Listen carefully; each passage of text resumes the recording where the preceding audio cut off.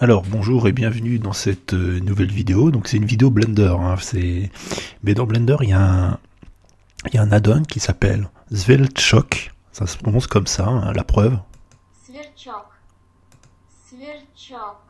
Sverchok. Sveltchok, donc c'est l'add-on de Blender. Bon, je vais redimensionner un peu la fenêtre pour que ça rentre bien dans la capture. Voilà, donc l'add-on ici, Sveltchok. Donc Sveltchok qui veut dire criquet en français et qui est en rapport en fait avec un add-on d'un logiciel qui s'appelle Rhino 3D qui permet de faire de la modélisation 3D aussi et qui a un add-on qui permet aussi de faire de la modélisation polygonale et qui s'appelle Grasshopper. Et Grasshopper en anglais ça veut dire scarabée. Donc c'était un petit clin d'œil à cet add-on là. Il y a aussi un autre add-on qui s'appelle, qui est un peu comme Sveltchok, qui s'appelle Zorkar. Donc là, je ne vais pas regarder la prononciation. Hein. C'est un Indien, un magicien indien, un illusionniste très connu en Inde, qui s'appelle Zorkar. Et donc c'est en rapport avec le logiciel Houdini, Houdini 3D, qui permet de faire des effets spéciaux, qui a été utilisé dans plein de films. DreamWorks, je crois, Tempête de boulettes de viande géante, c'est un film d'animation, et il a été utilisé dans beaucoup de films d'animation. Et donc Houdini l'illusionniste, Zorkar, l'illusionniste, hein. Très certainement, lui, il devait être russe, le créateur de cet add-on-là, et lui, il devait très vraisemblablement être indien. Donc ils ont pris les références de leur pays pour créer leur add-on. Donc voilà, donc là j'ai fait des tests toujours avec mes insets. Hein. Donc là pour contextualiser, là ce sera une vidéo de recherche où je ferai beaucoup de recherches, beaucoup de tests. Je vous expliquerai des choses un peu en même temps de ce que je connais en fait de Zarkov et voilà. On va passer une petite vidéo tranquille. Donc là c'est un rendu à partir d'un cylindre. Hein. Donc là, du coup, j'ai court-circuité toute ma machine quelque part pour faire un rendu. Ici ça c'est le nœud de rendu, et donc là j'ai un cylindre pour bien montrer que je commence d'un cylindre. Donc le cylindre, là on peut changer le rayon de dessus, le rayon de dessus, hein. Là on va agrandir un petit peu, hein. C'est écrit en anglais, hein. Donc là ça veut dire radius top, donc le radius, le rayon du dessus, radius bottom, donc le rayon du dessous, les parallèles, alors ça je sais pas à quoi ça. Parallèle, ça peut être les lignes parallèles comme ça. Donc je vois pas exactement ce que ça change. Si ça rajoute ça rajoute de la résolution. Les méridiens, donc ça les méridiens c'est tout ce qu'il y a autour, hein, comme les méridiens terrestres. La hauteur. Voilà, le twist, donc ça c'est, on fait vriller un petit peu la topologie en fait du cylindre. Vous voyez ici la topologie devient un peu comme une vis quelque part. Donc elle est twist, donc twist ça veut dire elle est un peu tordue. Les phases, donc ça vous voyez, ça rajoute. Donc là ça fait juste tourner les. Oui, voilà, les faces, ça fait juste tourner les faces. Et le redimensionnement, voilà, redimensionnement. Ah mince, proportionnel, redimensionnement proportionnel, voilà. Donc là j'ai connecté les vertices, les edges et les faces, hein. Si j'enlève les faces, bah, vous voyez, j'ai plus que les edges. Si j'enlève les edges, bah, j'ai plus que les vertices, hein. Vous voyez que j'ai plus qu'une suite de petits points de vertices. Hop, donc on va enlever tout ça, c'était juste pour montrer qu'on démarrait bien d'un cylindre. Donc on va supprimer ce visionneur là, hein.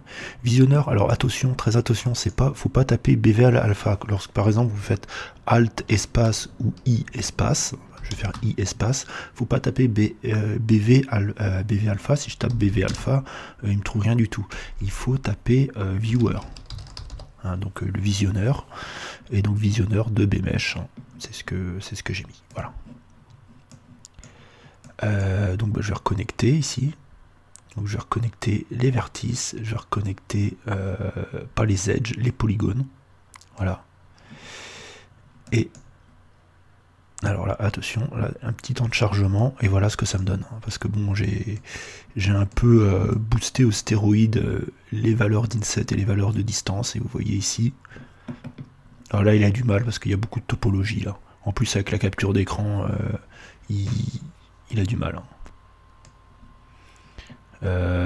Donc ce que je vais faire, comme il a du mal, on va réduire un petit peu là. Alors, qu'est-ce qu'on peut réduire?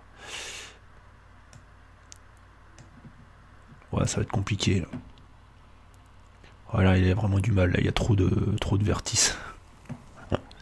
J'ai été un peu fort là, je crois que ça va bugger d'ailleurs. Merde. Ouais, je crois que ça va bugger, donc voilà, c'est pour ça qu'il faut faire attention à pas en mettre trop en fait. Du stop, je vois pas comment réduire le nombre d'edge. Voilà, là j'étais un petit peu fort au niveau de la topologie. Alors d'ailleurs, je le dis pendant que ça bug, genre, je meuble un peu, c'est mieux de commencer avec une topologie plutôt, par exemple avec un cercle ou avec un triangle. Là j'ai commencé avec un triangle, vous voyez, j'ai quand même réussi à faire quelque chose d'assez développé. Donc là voilà, je crois que ça va bugger, donc du coup ma grande vidéo... Ah non, Blender est vraiment bien comme logiciel. Il bug mais il revient. Donc on va supprimer. Ce que je vais faire en fait... Alors attends, j'ai sélectionné, j'aurais pas dû. Ah, du coup il va rebugger. Ah mais non, mais là c'est de ma faute, c'est moi qui ai été trop gourmand. C'est moi qui ai vraiment été trop gourmand. Voilà, c'est bien parce que ça montre un peu en même temps les problèmes. Je vais pas couper ça, c'est bien parce que ça montre... je ferai pas de montage dans les vidéos Blender. Parce que j'aime bien qu'on voit vraiment tous les aspects de Blender, même les aspects des fois les plus chiants, il se met à bugger, on met trop de topologie, on met trop de... Voilà. Là j'ai eu la main beaucoup trop lourde. Et voilà. Bon, je vais redémarrer, je pense. Ah, voilà, c'est bon. Donc là, bon, ça va peut-être mettre un petit peu de temps à revenir. Donc voilà, ma géométrie a disparu, je l'ai supprimée. Voilà, donc je vais pas relancer le viewer tout de suite.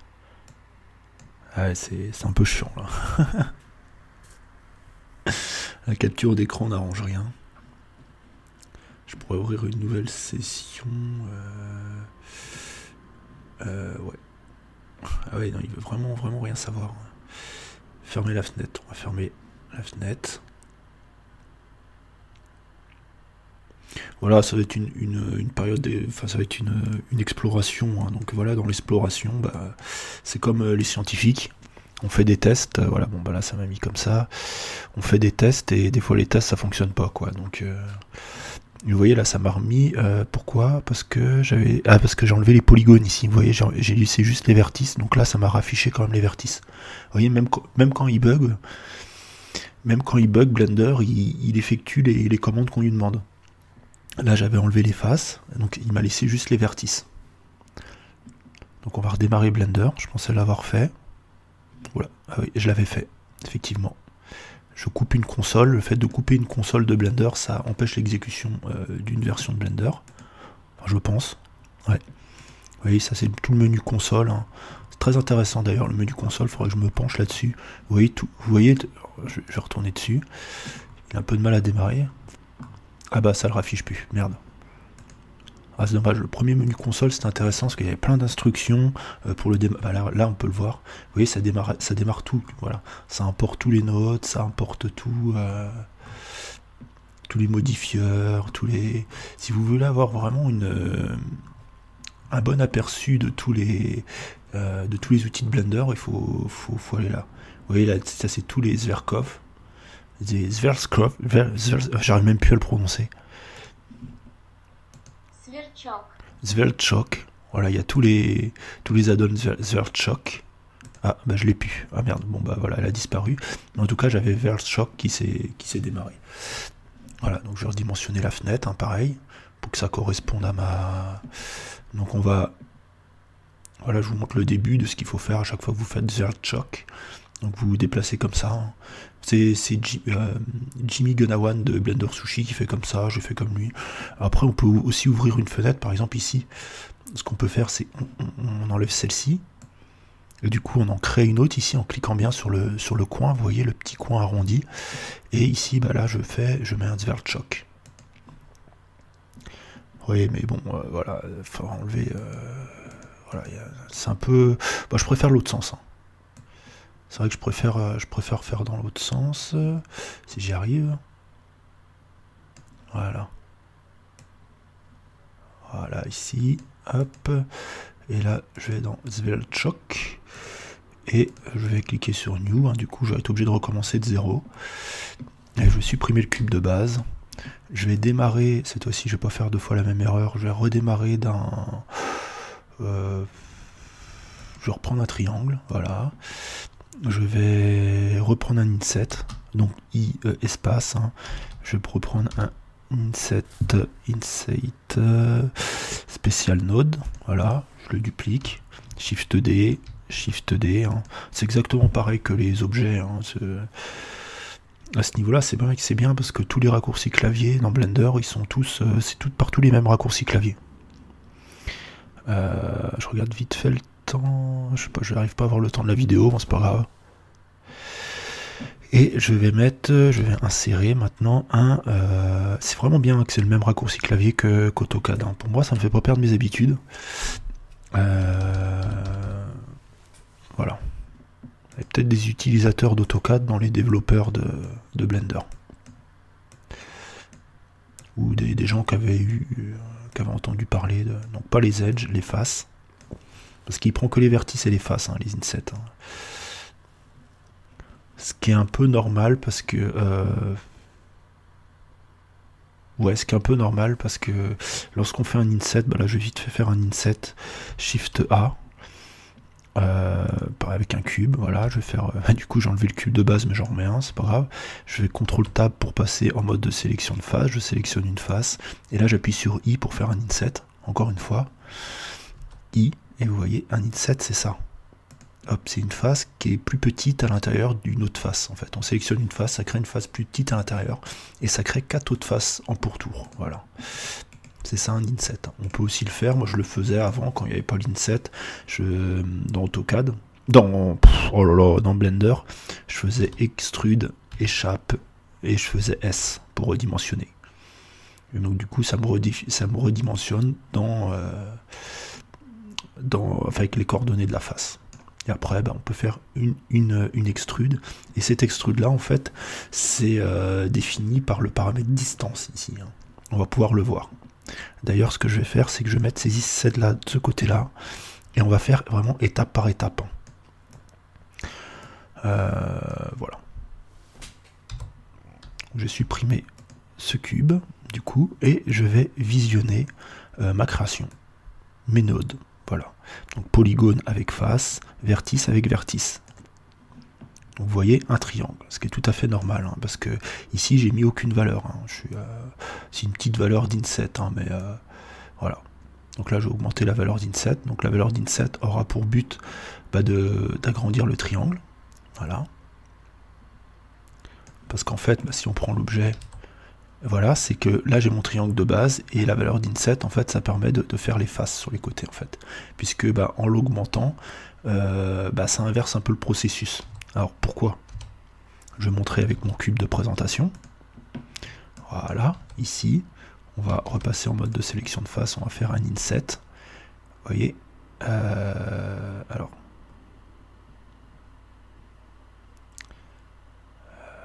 Ah, mince, je pensais... Oh là, je me fais baiser là.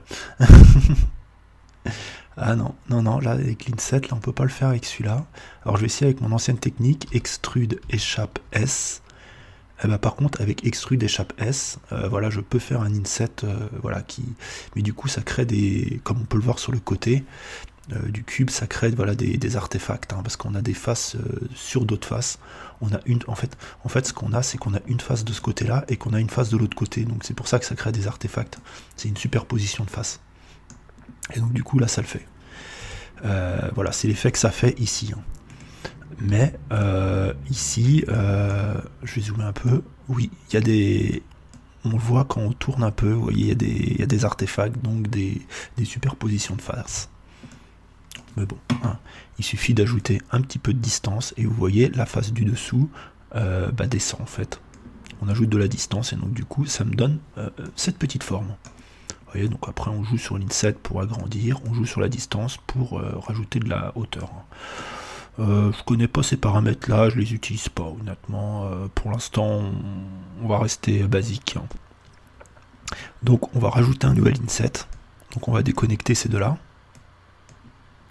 Voilà, et on va rajouter un nouvel inset. Ça va nous permettre ensemble de bien comprendre comment ça fonctionne. Et on va reconnecter ici. Donc ici là j'ai connecté que les vertices, donc ça n'affiche que les vertices. Hein. Là on peut deviner la forme. Hein. Et on va mettre les polygones avec les faces. Et voilà. Donc le deuxième inset, il n'y a rien, donc ça affiche rien. Donc là, on va ajouter un inset. Vous voyez que ça recrée un inset à partir des faces sur le côté. Donc ça, en fait, ça recrée un inset. Là j'avais un premier inset à partir de cette face-là. Maintenant, ça recrée des... Alors, voilà, je vais dessiner, tiens. Là, ça c'est... Voilà, c'est très difficile de dessiner à la souris. Ça c'est l'inset 1, on comprend. Hein. Et ici, hop, ça c'est, je vais mettre que I, ça c'est l'inset 2. Voilà. Donc pareil, hein. Vous voyez, on peut agrandir les faces, mais du coup, comme ça le fait sur toutes les faces en même temps, ça croise. Et on peut augmenter la distance. Donc là, d'augmenter la distance, en fait, c'est que chaque face, sur chaque face, il va y avoir une extrusion. Et en fait, il y a ça fait une genre... à chaque fois qu'on rajoute un inset, là je vais en rajouter un autre, ça fait ce qu'on appelle des fractales. Je crois que c'est ça les fractales. Hein. Je suis pas expert en fractales, mais c'est ce qui me vient sur le moment, et c'est l'impression que j'ai... Enfin, j'ai l'impression que c'est ça qui s'en rapproche le plus, c'est les fractales. Voilà. Donc on va rajouter les polygones. Voilà. Je viens de recevoir un texto, hein, c'est assez fort.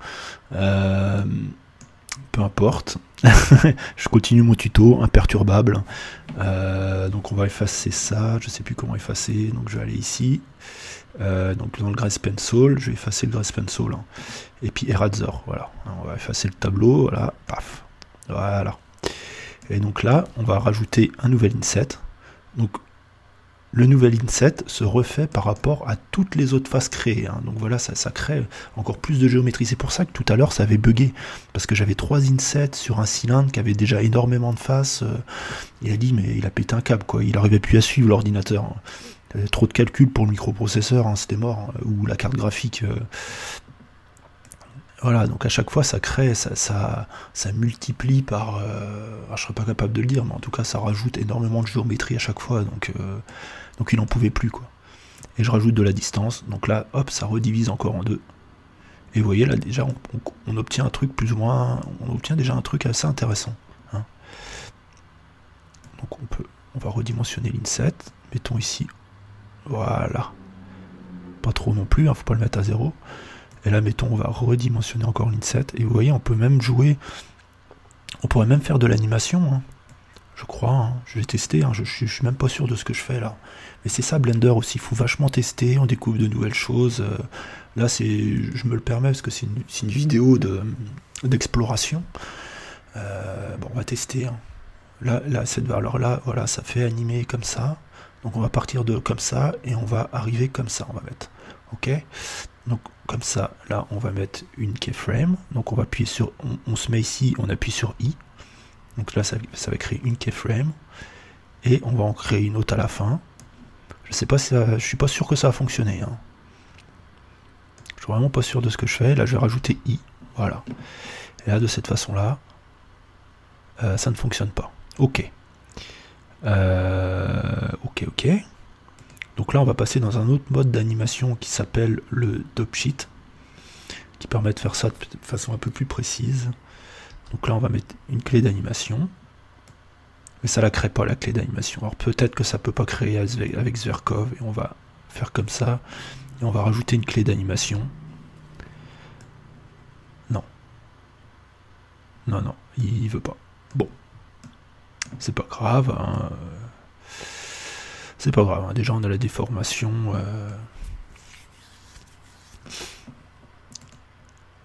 Il y a d'autres moyens. On pourrait... je sais plus comment faire. On peut faire des rendus de viewport. Hein. Donc, mettons, on fait... Pardon. On fait un rendu de viewport à différentes étapes. Par exemple, ici, je fais viewport image render. Et voilà, ça me fait un rendu en fait du viewport. Donc ici, je pourrais le faire de différentes images comme ça, différents rendus du viewport. Et de cette façon-là, je pourrais obtenir une animation. Voilà, ça peut être une façon de faire. Mais je suis persuadé qu'il y a une façon de faire l'animation. Là, je m'y prends sûrement mal. Voilà. Mais en tout cas, voilà, on peut faire des choses assez intéressantes. Voilà. Comme un truc qui se déploie, c'est des choses qu'on aurait du mal à faire autrement. Le seul souci, c'est que quand on connaît pas trop le truc et qu'on n'a pas assez testé, c'est un peu hasardeux, hein, c'est un peu... on sait pas trop ce qu'on fait. Hein, moi qui connais pas les formules mathématiques qui sont derrière, je sais pas trop ce que je fais, mais je vois que le truc, ça a des possibilités faramineuses. Vous voyez le nombre de nœuds, ça c'est juste des... C'est pas le nombre de nœuds, ça c'est juste des sous-catégories, quoi. Donc vous voyez tout ce qu'on peut avoir, quoi. C'est gigantesque, quoi. Voilà, on peut même ajouter du texte, on peut ajouter un viewer de texte. Bah tiens, on va tester ça. On va tester le test maintenant. On va complètement arrêter ça. Ah, on est dans l'exploration à fond. Donc on va rajouter un viewer de texte, add text in. Donc on va mettre un text in.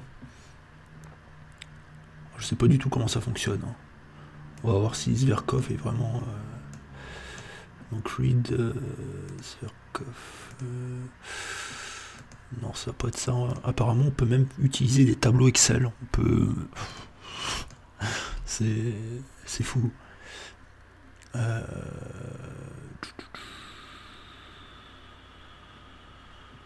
On va pas utiliser le texte. On va repartir d'un triangle. On va remettre un petit visionneur.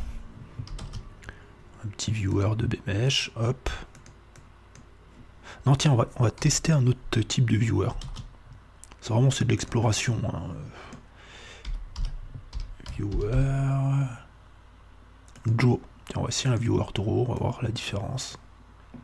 Les edges et les faces. Voilà. Donc ça, on va le supprimer. Voilà. Et donc là, vous voyez, ça m'a fait mon triangle. Et vous voyez, c'est pas tout à fait la même... parce que le viewer en BMesh, on va tout désélectionner. Voilà, vous voyez, ça l'enlève. On va remettre un viewer BMesh. BMesh. Voilà. On va faire vertice, edge, face. Vous voyez, viewer BMesh. Les couleurs de Blender, hein, comme quand on insère un objet, n'importe lequel, vous voyez un cube, voilà, c'est cette couleur-là, c'est le viewer BMesh. Et ici, par contre, le viewer draw, on va voir ici, vertice, edge, face. Bon, le souci, c'est que j'ai mon viewer BMesh là, qui s'est mis derrière, voilà, j'ai supprimé. Donc vous voyez, hein, différentes couleurs qu'on peut choisir ici, hein. Je peux mettre la face en vert, voilà, ça permet de changer les couleurs.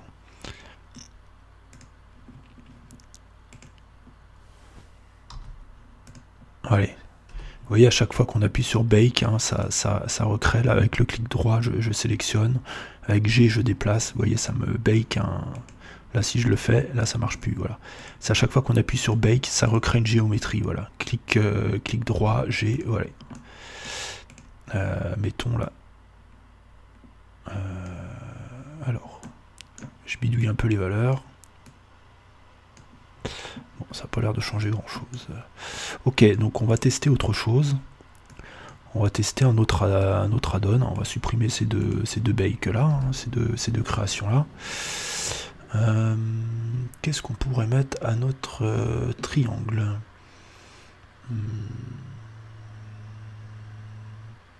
On va essayer de lui mettre du bevel. Je sais pas si ça va bien marcher. Hein. Alors il est vachement... Alors c'est ça qui est chiant, c'est que des fois tu as des nœuds qui sont vachement grands, quoi. Voilà. On va supprimer... Voilà, on va supprimer ça. On va déplacer comme ça. Alors on va relier maintenant les vertices. On va relier les edges. On va relier les faces avec polygone. Et là, pareil, vertice, edge et face avec polygone. Non, j'ai pas réussi. Hop, voilà. Et on va rajouter une valeur de bevel. Donc ça rajoute rien forcément parce que c'est une forme plate. Hein. C'est bien ce que je pensais. Je voulais tester quand même. Et donc là, je vais plutôt rajouter un générateur, un nœud de générateur de type. Alors il n'y a pas cube. Mais on va mettre de type box. Ça doit être ça les cubes, je pense. Edge. Ça me permet de faire des bons tutos hein, de toute cette exploration là. Ouais, voilà. Donc là, ça crée des bevel, vous voyez. Voilà la valeur de bevel que je peux... là, c'est une valeur minime. Là, je l'agrandis à tel point que les faces se superposent les unes avec les autres. Donc, c'est pas forcément... Donc là, on voit pas tellement bien avec ça. Je vais plutôt mettre un viewer bmesh. Donc là, je vais mettre un bmesh. Add viewer bmesh. Hop, je vais rajouter une vertice. Je vais rajouter des edges, je vais rajouter des faces, voilà, et je vais réduire, alors, on va essayer de remettre une valeur de 0, voilà, donc là la valeur de 0, on va mettre une valeur de 0,10, on va plutôt faire rentrer à la main, vous voyez ici, là j'ai mon bevel, hein. Et si je mets une valeur trop exubérante en bevel, genre 5, vous voyez que les faces, voilà, ça crée tellement de bevel que ça déplace toutes les faces. Il y a des faces qui s'entrecroisent et bon, c'est pas top quoi. Donc on va repasser en 0,1. On va rezoomer sur le cube, voilà. On va rajouter des segments. Donc là, vous voyez, notre bevel est beaucoup plus arrondi, hein, forcément. Et le profil, je sais pas c'est quoi ça. Ah oui d'accord, c'est la valeur de bevel qu'on veut mettre. Donc ça change si on veut un bevel qui va vers l'intérieur ou qui va beaucoup plus vers l'extérieur. Voilà, jusqu'à si on le met à une valeur maximum, ça refait le cube en fait. Ce qui n'a pas grand intérêt. Donc on peut faire des bevels intérieurs. Voilà. Et là c'est plutôt intéressant. Et maintenant, on va faire comme on faisait avec les insets, on va faire un bevel en cascade. Je crois que je vais vraiment apprécier faire des trucs en cascade, quoi. Donc, i espace bevel. Voilà, donc on va remettre un bevel node. Alors, je vois qu'il y a un add bevel curve editor. On va rester sur le bevel classique. Parce que c'est une exploration, mais bon, si je galère trop, ça va pas être intéressant. Déjà, j'ai galéré suffisamment dans le début de vidéo. Voilà, polygone, donc là vertice, là edge, et là les faces, voilà.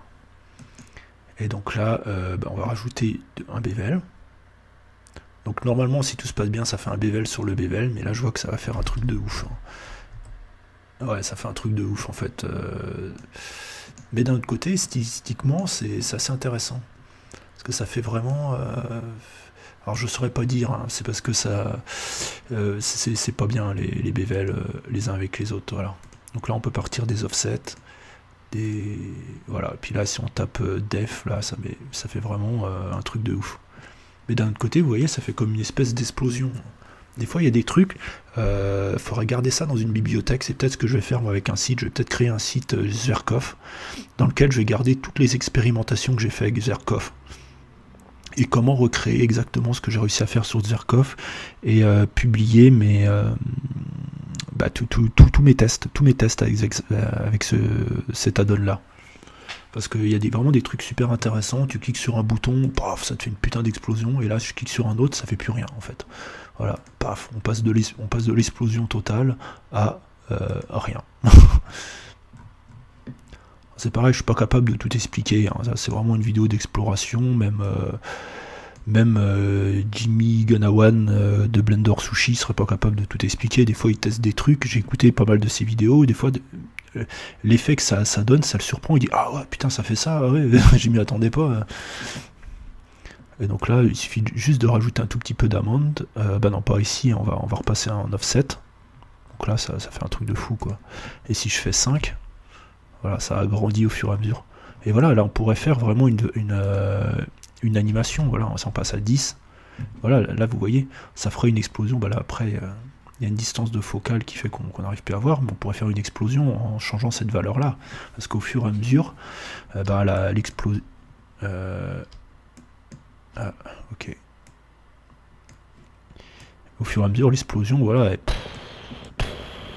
ça explose de partout, quoi, et ça s'agrandit, quoi. Donc voilà. Voilà, donc les bévels, ça sert à rien de faire des bévels en cascade, c'est pas la bonne option. Voilà, donc on va repasser aux edges, on va repasser en polygone. Hein. Alors attends, je me suis gouré quelque part là, je pense. Ah non, c'est juste le cube, il est tout petit par rapport à la superbe explosion qu'on a fait. Alors on passe en mode de sélection ici.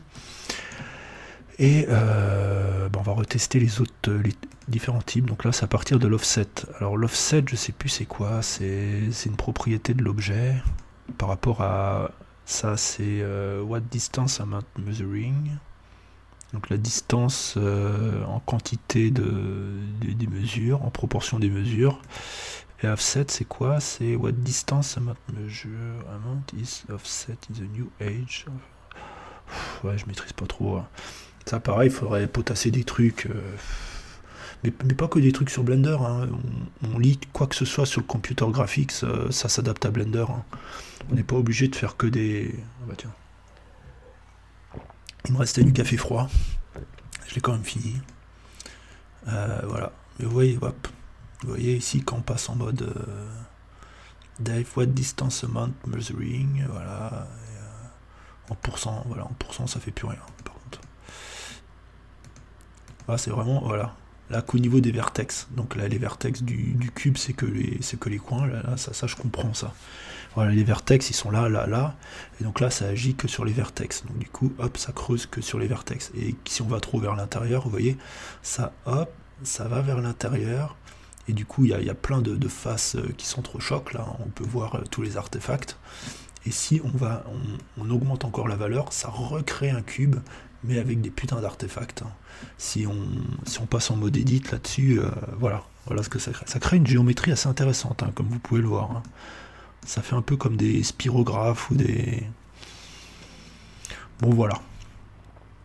Voilà, ça va être un peu tout pour cette exploration alors on va le remettre. De Sveltchok. C'est tout pour cette exploration de Sveltchok.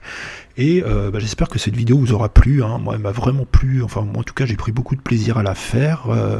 Je trouve ça assez sympa de parler et d'expliquer en même temps que de tester les trucs. C'est très expérimental. On explique en temps réel ce qui se passe. N'hésitez pas à me dire si cette vidéo vous a plu, j'en ferai d'autres, des explorations, je reprendrai mes anciens concepts, le dessinateur bavard, tout ça. Voilà, à très bientôt pour une prochaine vidéo.